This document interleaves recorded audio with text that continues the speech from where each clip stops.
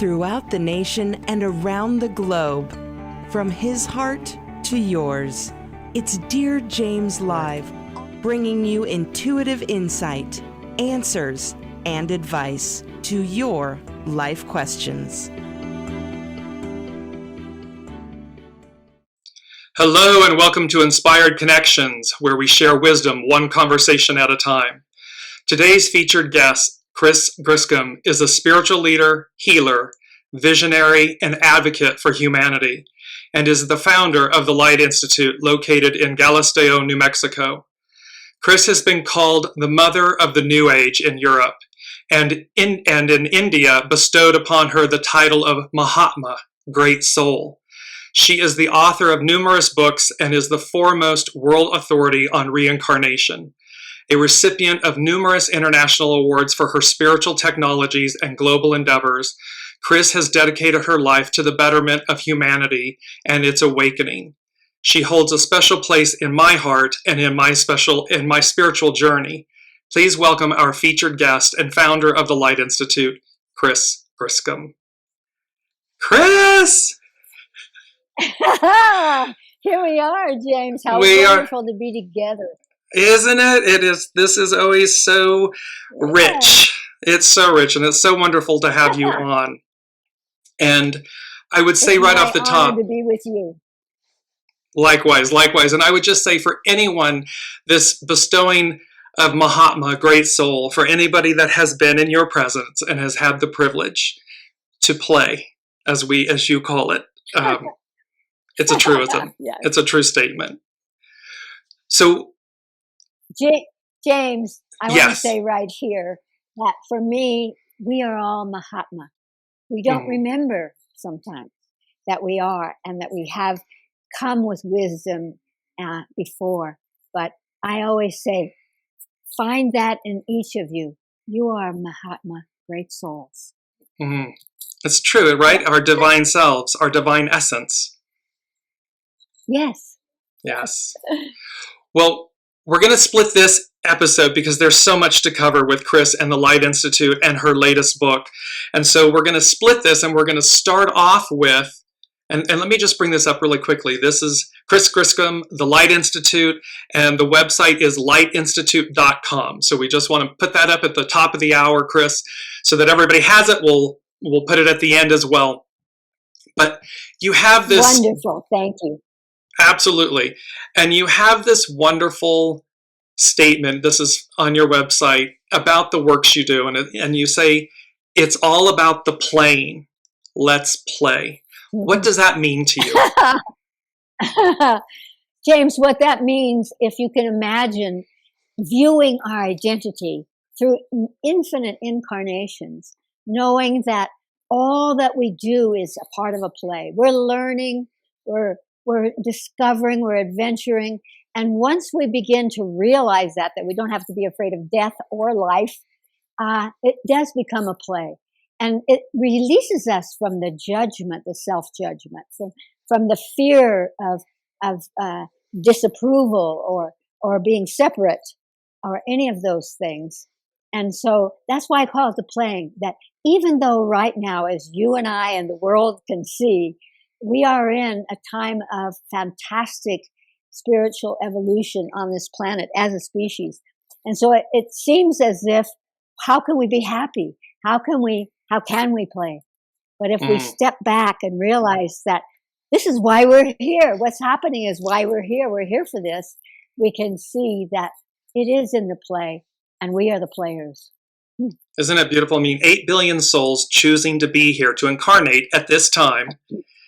And to the point that you're making in the works that you do at the Light Institute, this multi-incarnational, that we're not one note, we're many notes. Well said.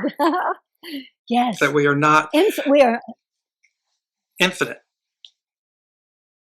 It's this orchestration of all of our potential and all of our stories and all of the wisdom that we actually carry, and that gives us a sense of destiny, a sense of purpose, and a sense of knowing we can laugh through this. We can cry through it as well, but we can laugh through this and say, we're here. We are here. Yeah. We've shown up. We're ready for the play. Well, this is also, it says, what is the work of Chris Griscom? And I would say, what is this spiritual technology?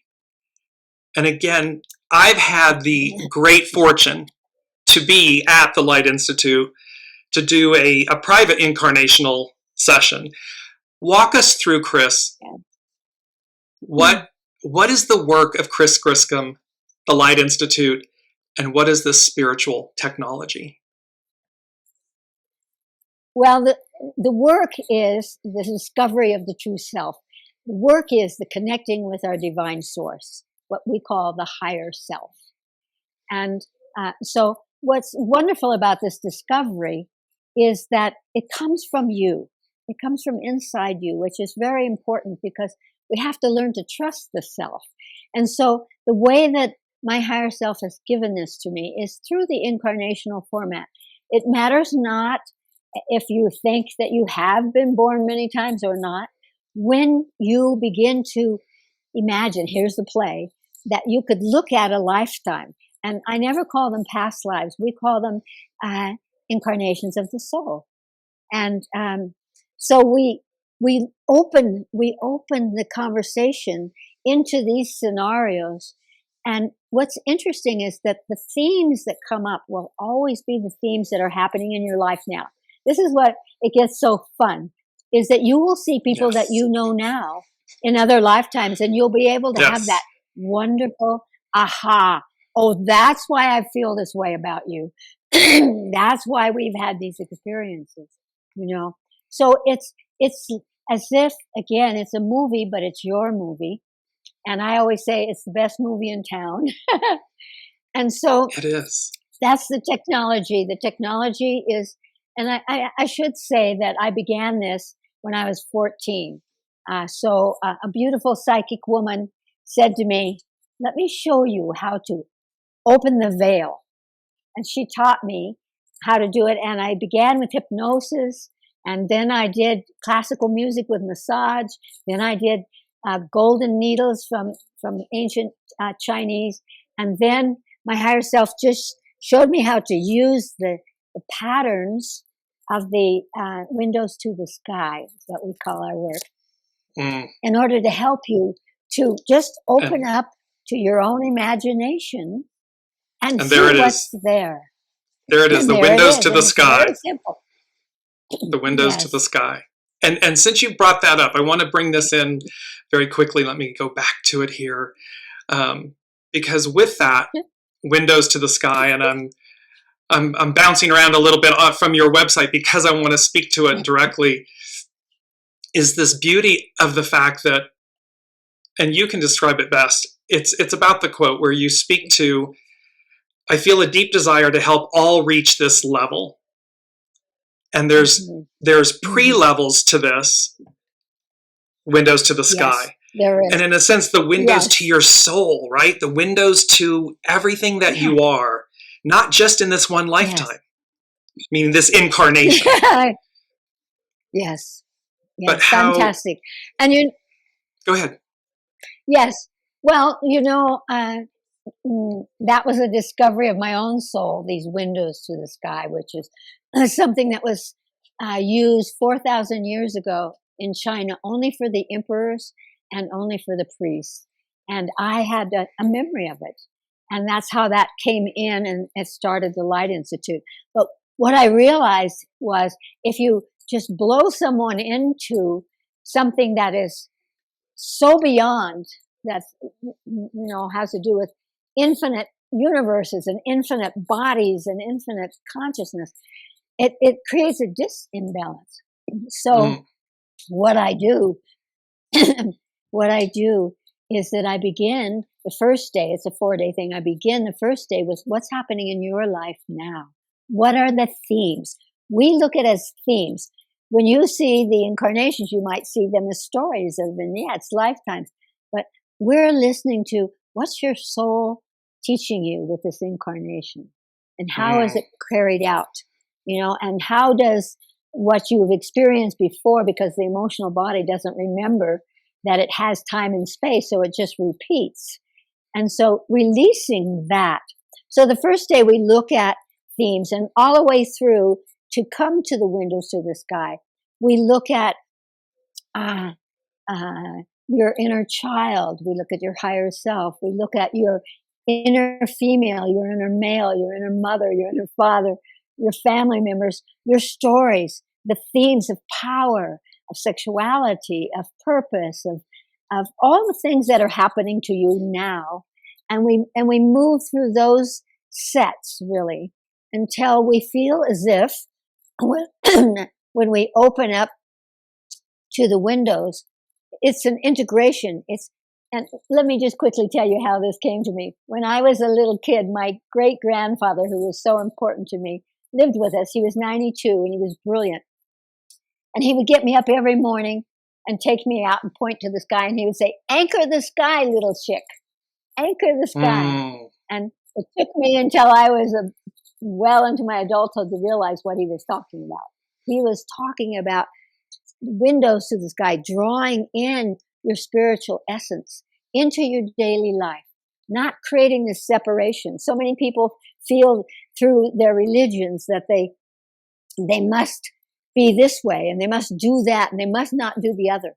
This is all human stories. It transcends all of that, right? It transcends all of that. And how that's fabulous! Right. And that's what's sorry, the intricacy of your grandfather with you. I mean, again, soul to soul, and that's that right. example of walking that each playing their role to say, "Anchor the sky." It was so beautiful. And then when I heard that those words, that beautiful energy that comes with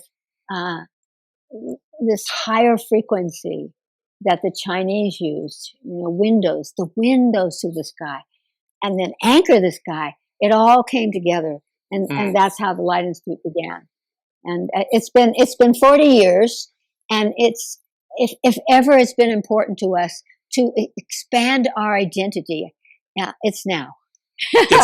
It's now, right? Because imagine the expansion that we are living through at this moment, the construction and the deconstruction of great eras. I mean, a couple thousand years from patriarchal Piscean to matriarchal That's Aquarian. Right. Yes. This expansive shift. And Chris, we speak about this on Weekly Wisdom and Insights all the time about how it's literally we are transitioning to the inverse of where we've been, meaning the soul and the soul source connection is at the fore, and the ego, mind, personality, human is in service. The divine masculine is in service to the divine feminine. This is the age. That they're yes, and I'm so glad you bring that up, because sometimes men get afraid, as they have been throughout time, of the feminine. And so when you look at yourself in an incarnational pattern, you realize that every man has been a woman, every woman has been a man, and so there's an integration of that. It isn't, each serves the other. And so it's a wonderful time for men to activate that intuitive, and that's something you're teaching, that intuitive feminine, the power of that into our daily lives, so that it doesn't have to be the destruction in order to create something. We can use the capacity of the feminine. The feminine has always held the potential, so it's always held the possibility of it, and then the yang comes in and gives it structure. And so this is a dance. Here's the play, and so this is a dance between them, which is so important at this time on this planet. Thank you. Absolutely. And with your, so the 4-day multiple incarnation sessions, and they can be, so you do these around the world. So I just want to bring in the fact that we're also talking about, you have Global Echelon, you have EcoSOS, and I love this, exercises in consciousness. All of your work is exercises in consciousness. Share with everyone, with the viewers, what that means. Because that's the spiritual technology, exercises in consciousness. And what that means is that we look at something, and the technology of it is, and I love this, is light. Because Everything, your chair, your body, the tree, the sky, everything is made of light. So when we begin to use cosmic laws, which have been given to me through my many near-death experiences, by the way, it's kind of a tough way to learn, but these laws of the cosmos are the laws of light. And so we use light. If we want to increase our courage, we're going to look at where the body holds it, because I bring it all back to this body. You know, so many religions and so many people are talking heads. They don't actually get in their body. And then they wonder why they get sick. You have to get in your body. It's your vehicle. It's your divine vehicle, you know. And so then we use the light to amplify that courage, or perhaps, which I think is very important right now, and we could just do this really quickly. It's a very basic exercise in consciousness. Everyone is holding a tremendous amount of fear at this time. And what I would say is, first of all, a fascinating exercise in consciousness is just a few words, which is, if you feel an anxiety or you feel a tummy, whatever it is, stop and say, is this mine? Because we humans are such copycats that we take on. You go to the mall, you're sucking in everybody's energy, and then you feel tired. And you don't know why you feel tired, or suddenly you feel anxious or paranoid. It's not yours. And so many times, things, especially in our physical body, they're just something we picked up. And it's amazing if you use this technology of consciousness. First of all, is this mine? If it's yours, great. We'll use the light. If it's not yours, you can just imagine wherever that belongs, to whomever it belongs. You may know, but you may not. You begin to bring in from the cosmos the energy of light that comes down through you and out through your solar plexus. The solar plexus, the stomach is, and we all know this, the stomach is where we hold our emotional energies. So when we radiate light out through your solar plexus, out through your auric field, first of all, it quickens you, it frees you from being in the pot, and then you're actually performing, perhaps without knowing it, you are performing your purpose in life, because you are healing, you are helping, you are participating in the energies at play in this world. And we have such a choice because, of course, with all of the advances of technology, so this 24/7 news cycle and the connectivity to social media and so forth, and to your point, you know, it's this whole thing of, it's not even just at the mall, it's what are you consuming? What are you focusing on? Exercises in consciousness, right? What are you taking in? Because it's going places. It's permeating you. And so that exercise in consciousness about what are the energies, the people, the places, the things that I consume on a daily basis, and to alter them. Are they healthy for me? Exactly. And there comes the choice, because we, first of all, we often don't even recognize it. And secondly, we somehow feel, you know, if things don't go well, we say, well, I knew it wouldn't go well, or that partner wouldn't work out, or whatever those things are. We have so much negativity of conversations in us. And this is why incarnational work is so important, because you can get to the source of it. It's not like a Band-Aid. It's like go to the source, remove the source with the power of light, which is the unmanifest into manifestation. This is cosmic law, and manifestation back into demanifestation. You know, that's high levels of physics. And when we begin to play with these things, our whole lives change. Everything changes. And so, and this is why, you know, to just become conscious of it, you know, like that, where am I? Here would be one. Where, and let's do it right now, James. If you'll all just close your eyes for a second, so simple. Ask your body where it's holding fear at this moment, or anxiety. You may not even realize that your mind is saying, well, what if? And oh no. And it's so comfortable to you that you don't realize that it's a powerful energy that's holding you down. So right now, everyone, ask your body. You might see the place, or feel it, or hear it. Where are you holding that energy that holds you down? That's what fear does. It contracts. Just imagine it, any place in your body. Bring your conscious awareness to that place, and just kind of check that out. Is it like a stone? Is it like squeezy? Is it busy? We can train ourselves to recognize energy. And now, focusing on that place in your body that's holding a little fear, again, whether it's yours or not, ask it what frequency of light it needs to be released. Here's the choice. The second you choose the light, it's gone. So just let your body bring you a color right now. You might hear the color or see it.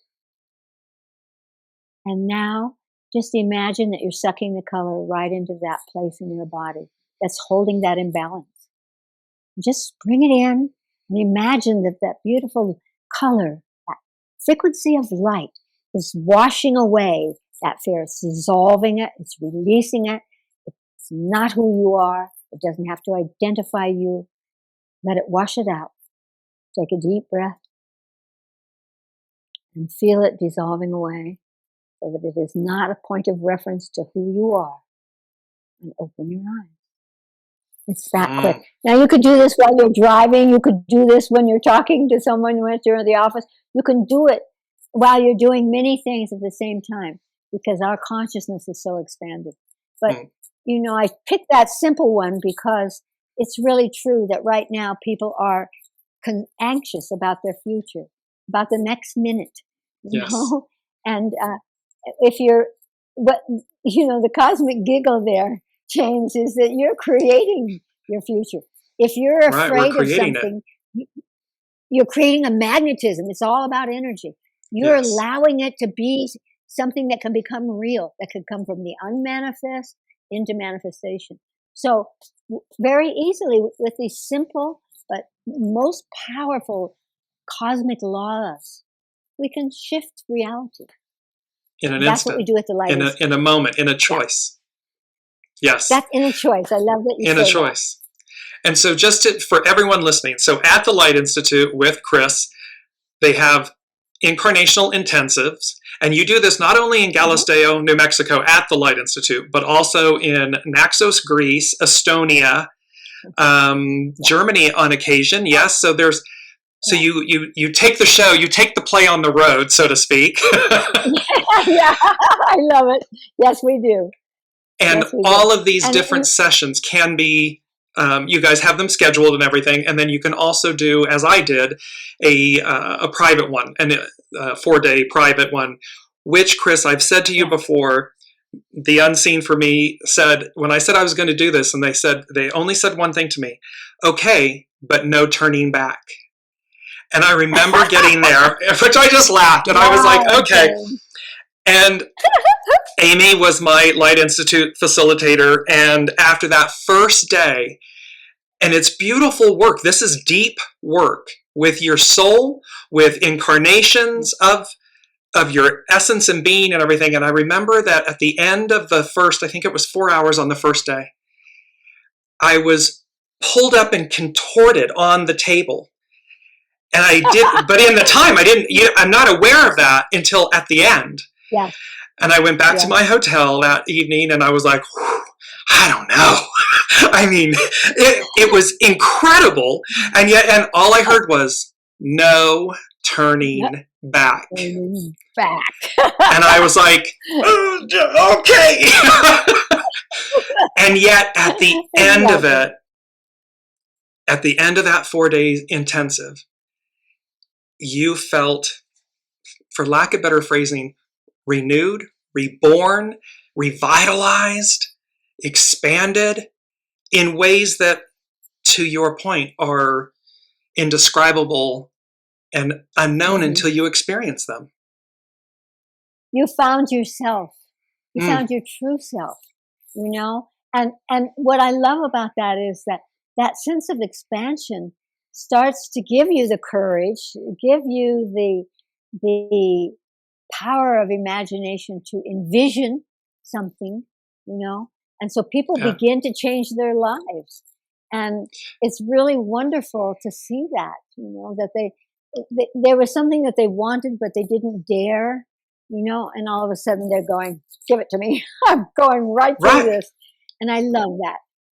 And it's a beautiful, in visceral terms, it's a beautiful stripping, which then allows for all this newness to permeate, to release, to literally expand in ways, and it moves you forward. And so this is the incredible multi-incarnation work that Chris and all of the beautiful Light Institute facilitators around the globe do with her, through her. And I just want to bring this in. This was from The Windows to the Sky. I was looking for it earlier. I feel a deep desire to help each and everyone reach the level of the Windows to the Sky sessions. They are the most profound Light Institute sessions that bring you home to your true self and open your consciousness to worlds and realities most people never experience. And I would add that most people don't allow themselves to experience.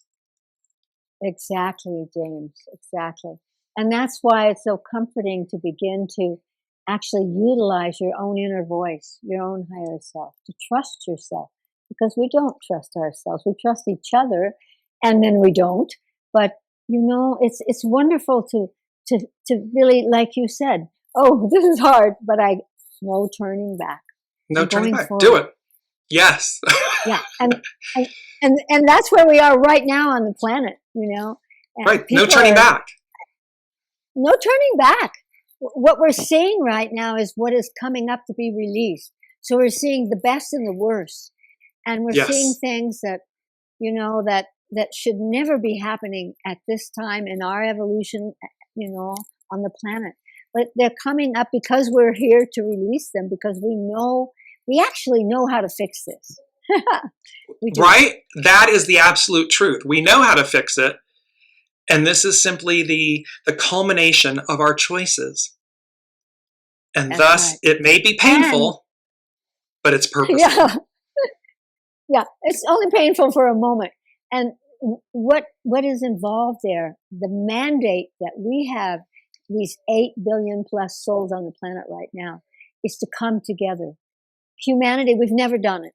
We've never done it before. Right. We've said them and us, and we're seeing the them and us in the most childish, I can't even say the word childish because children are so precious, but that unenlightened way that we separate out from each other. And we say, okay, I want to identify with this group. I am this. And I really feel that the incarnation works helps you to know, by the way, this is a scientific fact. No one is further away from you than your 44th cousin genetically. This is a scientific fact. So if you contemplate that, then you're going to run into different races. You're going to run into, all these mixing up of people across the planet for eons of time.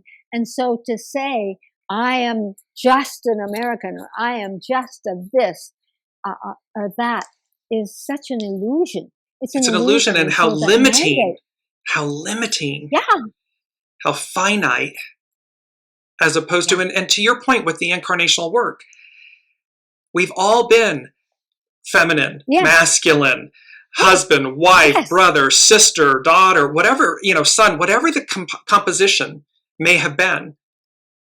The murderer, the murdered. I mean, it's all in the incarnations. The Mahatma, great soul. The Mahatma and the fool. There we are. All of it. And so and this is one of the things that I love about the incarnation work, James, is that we allow ourselves to see ourselves being the killer or being the fool and seeing why we were that way, but not intellectually in our head, but energetically, so that we actually release that holding pattern, Yes. And so that we can see that we don't have to judge ourselves or somebody else because of our skin or because of our culture or because of our religions, that we have all been all this. So it's really expanding to begin to feel ourselves, to experience ourselves in this way. And to expand beyond the physical, the 3D, because to your point at the top of the hour of the show, that when we meet people, we know people, we have that knowing, we're going to come to that, your meditation and knowings, that piece that says, I've known you. So you move beyond, you open and move beyond Yes. the physical Yes. to say Yes. from soul to soul, who were we? What are we working through? Oh, What's so the sweet. what's the residue? What's the bleed through? What's the holdover?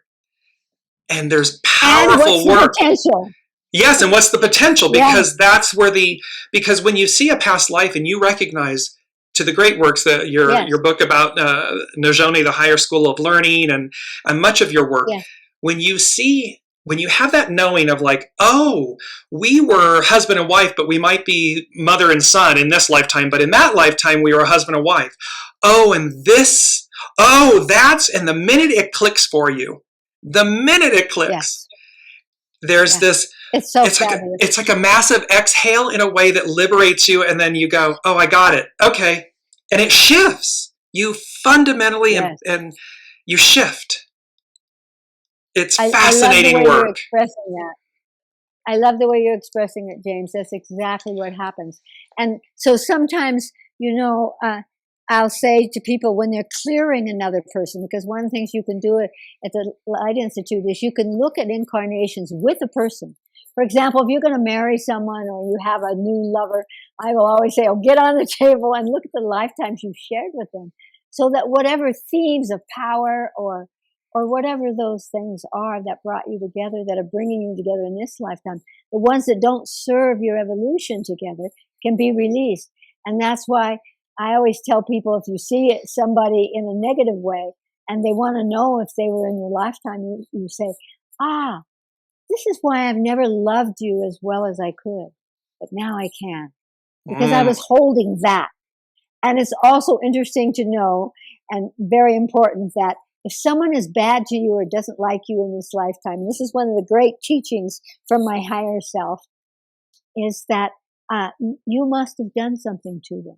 So instead of, defending yourself, you can say, wow, I must have done something in some other lifetime. So I'm releasing that now. And this really helps us with relationships and our sense of self to be able to, if someone steals from you or someone talks badly about you, instead of trying to defend yourself and blame them, to say, wow, I must have hurt that person in another lifetime. So I'll send them light. What color do you need from me? They have to choose the color. What color do you need from me to come into balance and be released from this? And then you never take it from yourself. These are these technologies of consciousness. You reach up and you draw that color from the cosmos down to the top of your head, into your solar plexus, your stomach, and you laser it out to them.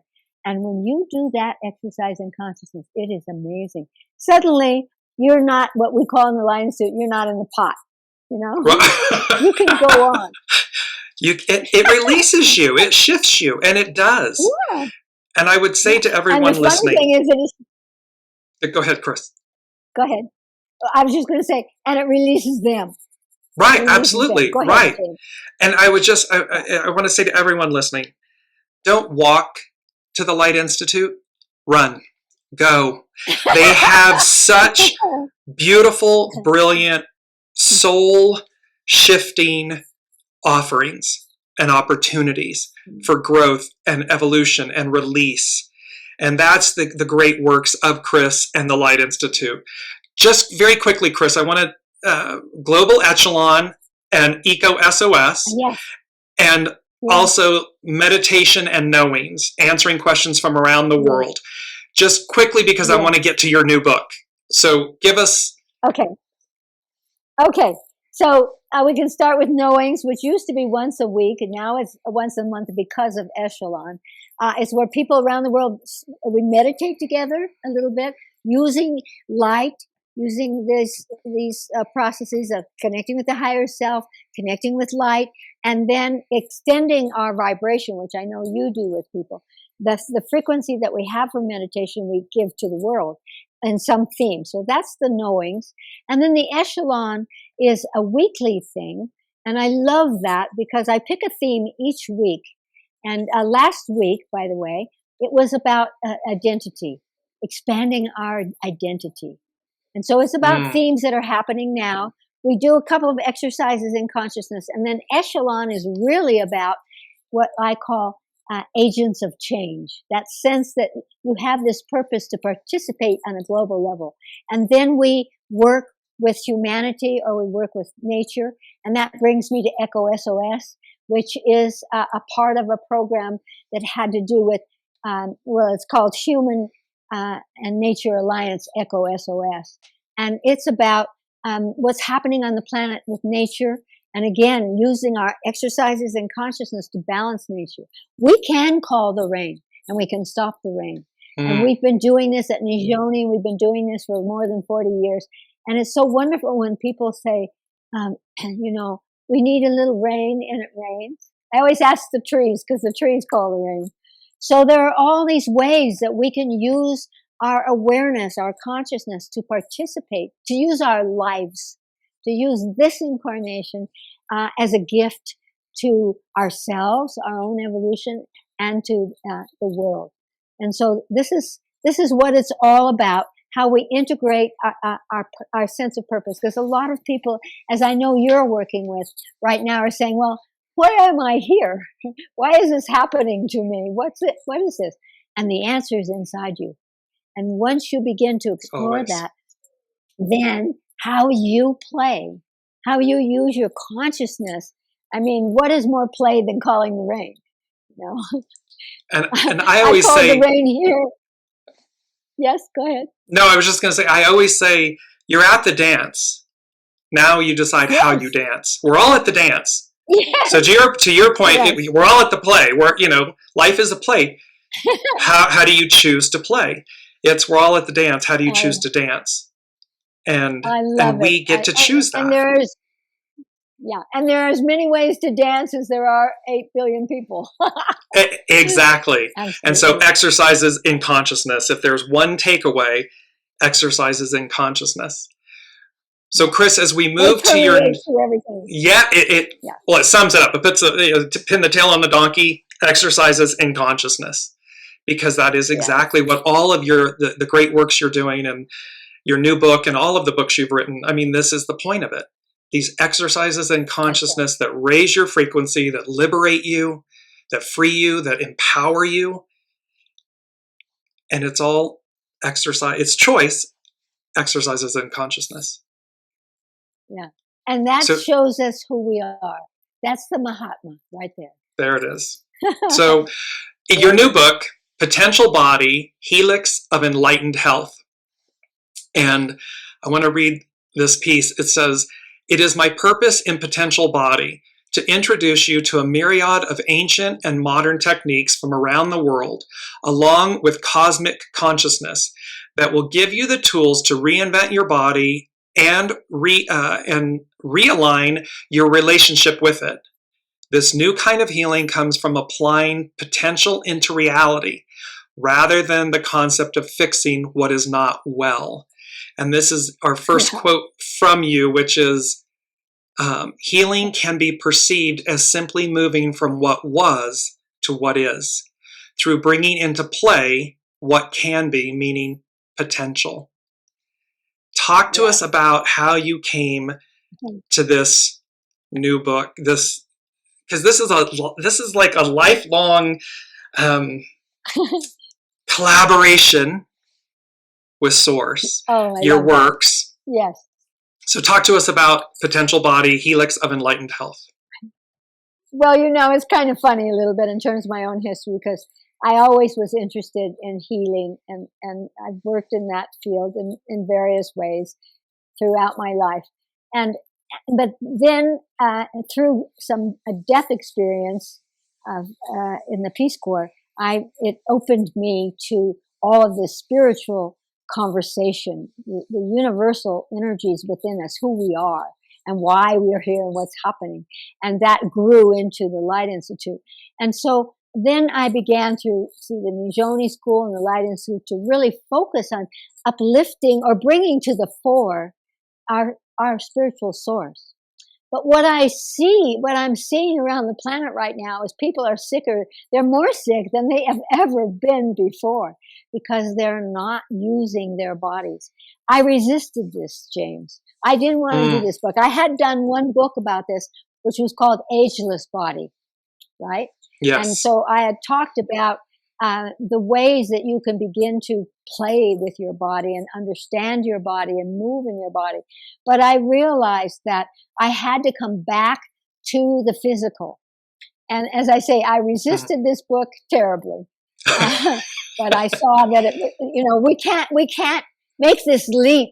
It's just like the windows to the sky. We can't make the leap unless you do your homework, unless you come into energetically belonging and being and living that. And that's how the book was born. And so I wanted it to be the awareness that our bodies have potential that we've heard about in the past, bilocation, so many very esoteric things that we've read about, that we've heard, that belong to us. Remember, again, you may have been a person who could bilocate. You may have been a person who could heal from a distance. You may have been a person that did all kinds of what we call miracles. And it's time to access the potential of that without the ego part, but just the part that says, yes, the excitement of a child, the excitement of play. What if I could? I can. And so that was why I named it Potential Body. And I named it Helix of Enlightened Health, because I wanted people to realize that when you do exercises in consciousness, when you look at your body from a spiritual perspective, we have, for example, not just physical DNA, and we got very caught up in the DNA for a while in the last 10 years. Now we're going, it's not about the genes. It's not about these things. In fact, right now, you may be closer to people who are spiritually connected to you than you are to people of your blood. And people are having a lot of confusion about that. So I'm saying, don't worry about it, but let yourself go free. You don't have to hold the karma of the blood. You need to hold the karma of the soul. Yes. Yes. Yeah. So, pierce the veil, the illusions. Yes. Yes, I love it. That's one of my higher self's words. Pierce the veil. Absolutely. And so a helix is this wonderful thing that protects the potential. There's an image of it. Whatever it is. Yes. Oh, I love that. Thank you. Absolutely. But looking at that when you look at that, you will think physical DNA. What's Correct. true on a cosmic level is that we have physical DNA, we have emotional DNA, we have spiritual DNA, we have the DNA of humans, we have the DNA of the nature, that's called the Devic kingdom. For example, you have the shark inside you. And you have the tree inside you. That is a scientific fact. So that is your Devic DNA. You have angelic DNA because in our quadrant of our galaxy, angels were created, and they are our cousin species. So we have them, and there's so much projection onto them, and they're going, don't project onto us. You might want to use our, copy. They're so tired. Believe you.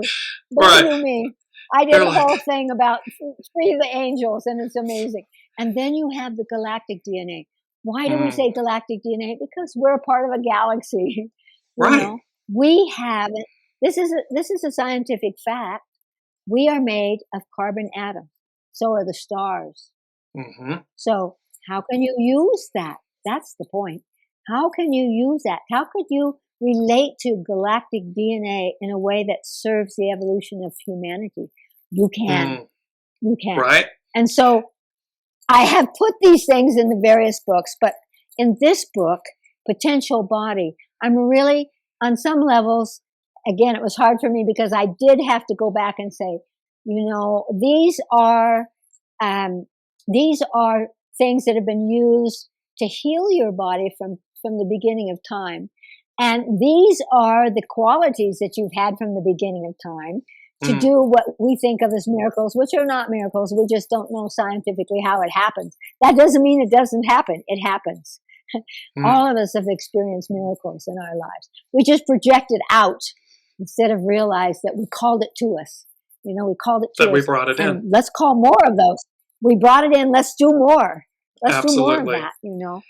And so I had to talk about, you know, foods that change your body. But I love that you brought forward that in this conversation, that it's not about what needs to be fixed. It's really about how to wield, how to bring things into balance and then go forward with that.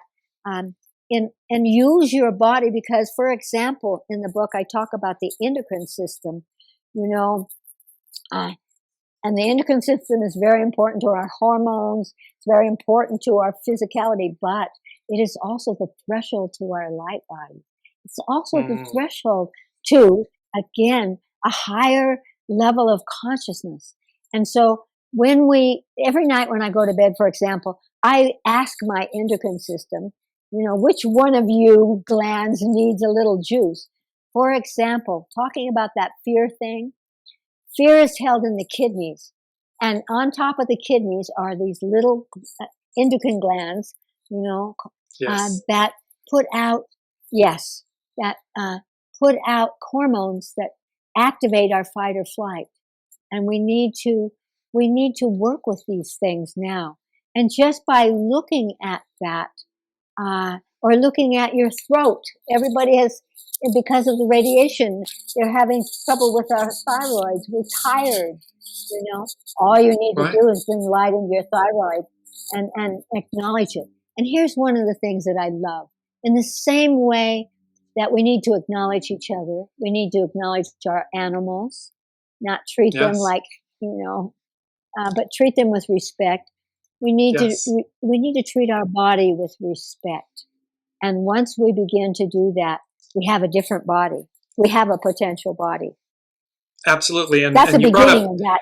Right. And you brought up animals, which is so important because, again, from days gone by, open pastures, wonderful open grazing, you know, there were things, and now you know, go through the Midwest and so forth, and you see just these corrals of packed in animals and everything. And my point being is, everything is energy. And when you realize that what is taking place and happening with these animals, and that they become the food supply, you recognize and realize, exercises in consciousness, it should become apparent that that's what's coming into our food supply chain and so forth. That energy of confinement, of I love that you bring that up. Degradation. Yes, an example of that. And I'm not saying you shouldn't eat meat, but what I am bringing up something very important about that. If you slaughter an animal in mass slaughters, which is the way we do it commercially, what happens is that it triggers fear in them. For example, to eat a chicken, they put them on conveyor belts. So when the first one loses its head, that ones behind it, way 100 behind it, have already picked up that story, and they are afraid. Yes. When you are afraid, that's fight or flight, whether you're a human or a different kind of an animal. That fear goes into the muscles, which helps you to flight, helps you to run away if you can. When endorphins, you are eating that, yes. So you're eating their fear, and then you wonder why you're afraid all the time. Right. It's not yours, it's theirs. And so there's a way to fix this. There's a way to fix this. And this is an important thing that I say in that book, and I'm so glad that you brought this up about the animals, is that what you should eat is your story. So I never say don't eat meat or do that. I say ask your body.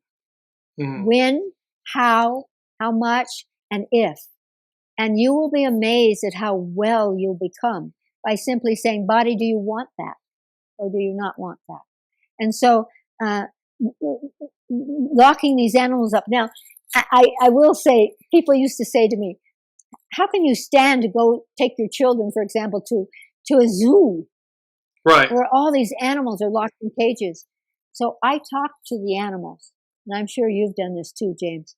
I talk to them and I've apologized. First of all, I always apologize to them that we've done this. And you know what? Many times they've said to me, they said, yes, I'm giving my life. I'm giving my life so that children and humans can recognize me and care about me, care about my species. And that's service. why I'm willing to be in this. I'm in service, so I'm willing to do this. But when they say that to me, that means to me that this is the time for us to make better zoos, you know? Right, better choices, exercises in consciousness. Yes. You can tell, Chris, I'm going to hammer that 1 point home. Thank you so much, because that is something, whether people can take reincarnation or all the magic of the world, they can relate to choice. We all know when we're making a choice, even when we're pretending, well, I couldn't help it. It was because of this or this or this. We know very well that Absolutely. We allowed it. To your point of knowings. They're knowings. We know. That's the point of knowing. Exactly. And when you realize that you know, that's when the choice and the responsibility, those are my favorite words, come into play. Because responsibility is not a burden. It's an honor. Yeah. It's to say, I'm powerful enough to take responsibility. And here's something very important in terms of getting rid of judgment, James. I'm not responsible for the outcome. I'm responsible for my choice to contribute what I have to contribute. That's the difference. That's the power. I choose to care about the animals, or I choose to enter the fray in some way. Just like the animals are teaching us. And you know, right now on this planet, thanks to COVID, really, and other things, people have begun to say, I need an animal. I need a bird. I need a cat. I need a dog. I need a fish. You know, I need company. And then suddenly that company becomes important to us. And it begins to open us up, again, our identity. And I giggle. Here's the play. Well, you like a cat? You have cat DNA in you. Because that is a scientific fact. You know, they're mammals and so are we, so that we really have cats and dogs in us. So how can we then not treat them with respect, or look and see the qualities of intuition cats gave, or the quality of loyalty that dogs give, to build on these things, to choose to build on them, to expand our sense of self, our identity. Right. Because what we're really saying, whether it's the cat, the dog, the fish, the horse, whatever it may be, what we're really saying is, I need love. I need reassurance. I need that nourishment, that safety, and so forth. And animals, no matter their species, deliver that, offer that in service, as we're talking about. And to be in service, cognizant of the fact that we're in reciprocity with them. Love them back. You know, it's so beautiful. This is a cosmic law that you're bringing up. If you want love, give love. Yes. If you want money, give money. If you whatever you want, give that. And then cosmic law, like the figure eight of eternity, will amplify the potential of it coming back to you. And coming back. This is why we love our animals, and they love us back. They love us back anyway. But we begin to be aware of it. We become aware of it, yeah. So this is another excerpt from your book, in our second quote. You hold the key to your own potential body and all its creative expressions. Imagine the illumination and wonderment that will come to you as you learn to communicate with your body and discover its true power and depth. And then we have this quote, consciousness is the accelerator of evolution. It provides the illumination of choice from the depth of the soul. And I love that, Chris, because what it's saying is that, again, you're connecting to your soul. You're connecting to your soul source connection. You're connecting to the vessel that your soul created. And so where many people have this disconnect, I don't like my body, I don't like my height, I don't like my gender, I don't like my hair, there could be 1,000 I don't likes. And once you stop and say, Your soul chose this vessel. It is perfect, purposeful, divine. And to your point with this new book, Potential Body, connect with it, speak with them, listen to it. And what comes? Liberation, empowerment, growth, expansion. Fantastic. So beautifully said, James. So beautifully said. And the other side of that that's very important to realize that I talk about in the book is the moment you say, I don't like my hair, I don't like my stomach, I don't like my whatever you don't like, your body's listening. Your body's listening. And your Right. body will react to that. It will react. So it's a simple exercise in consciousness to begin to say, thank you, body, to choose. And one of the things that I love in one of the series of incarnational work is called psychogenetics, what we have inherited. And one of the things people always say, oh gosh, I'm going to have I might get a heart attack, or I'm going to get diabetes because it's in my family. Well, no, it's not because of the genes. It's because your connection to your family has spiritual themes there that bring about a sense of self. And so you just copied that sense of self. But what's really important to begin to, and I do this when people are doing psychogenetics, from whom have you inherited something you love about your body? And that's a whole story of changing relationships and families. Or simply focusing for a moment, what do I love about my body?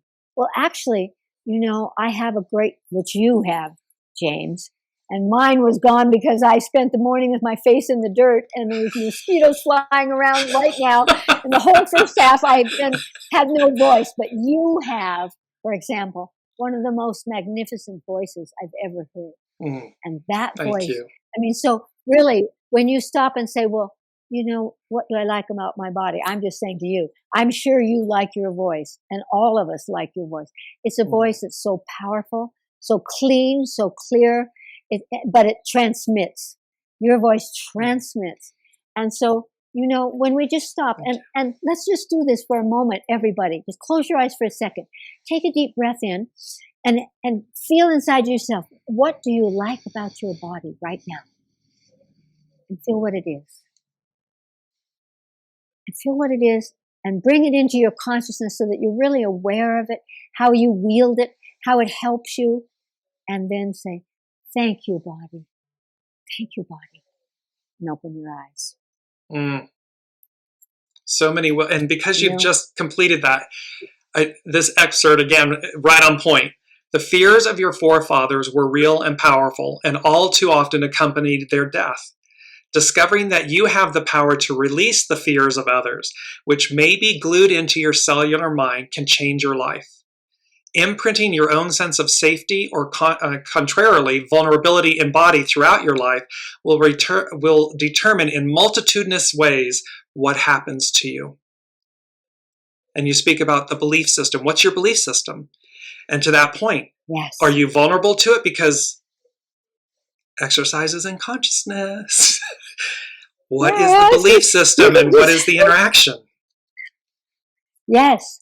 And it's so amazing to realize again that through that choice and through that exercise in consciousness, you can move away from that. You can move on. You can move forward. That's what evolution means. Yes. It means it means building upon and using what's there. And this is how you get rid of it. You can't turn away and go, okay, this is terrible, but I'm going to ignore it. No, you must turn and face it, see what it is, see how it is using you. One of the things that my higher self has brought to me through my near-death experiences is, here it is, use life. Use life, James. Use everything that happens to you and go, okay, here's this. How shall I use it instead of it using me? And the moment that you do that, you suddenly have the power. And then, where am I holding that? The color doesn't need to be released. I'm out. And you flip the script. You absolutely flip the script. Because in essence, it's not happening to us, right? It's happening for us.